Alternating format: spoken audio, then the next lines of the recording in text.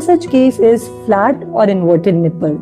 Now, some mothers who use nipple shield in case of flat or inverted nipple see that their baby is latching more effectively. Number 2 is sore or cracked nipples. As you would know, it causes intense pain while latching.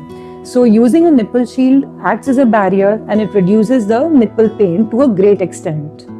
Number 3 is overactive letdown. Now, some mothers produce abundant of milk and sometimes the letdown causes choking. Now here again, nipple shield acts as a barrier and it regulates the flow of milk. 4th is latching problems, especially in case of premature babies or low birth weight babies who face latching issues. So nipple shield again provides a support in latching here. And number 5th is the teething issues in toddlers or infants. Now in teething, the baby tries to sometimes bite or suckle very vigorously. So nipple shield again monitors the suckle here. Now these are some of the 5 cases where nipple shield use is effective. Now talking about the scenarios when nipple shield needs to be avoided. One is low milk supply. So nipple shield causes reduced stimulation to the breast as compared to your baby's tongue touching directly onto your breast. So because of the reduced stimulation, the milk flow will also be reduced.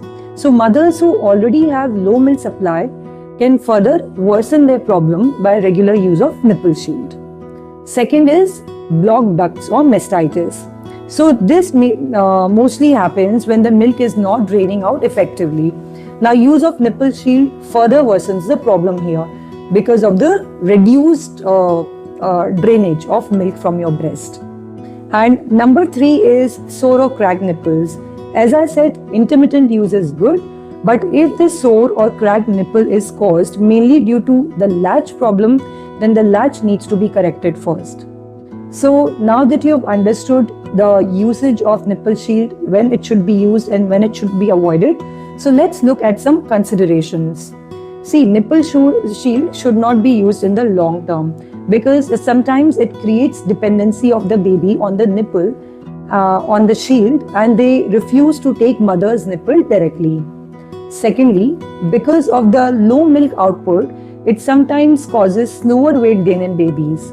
So when you are using nipple shield, please monitor the poop output, urine output and your baby's weight gain.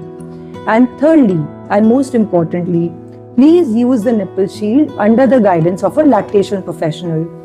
Avoid long-term use of nipple shield, but intermittent use is effective. I hope this information helps. Thank you.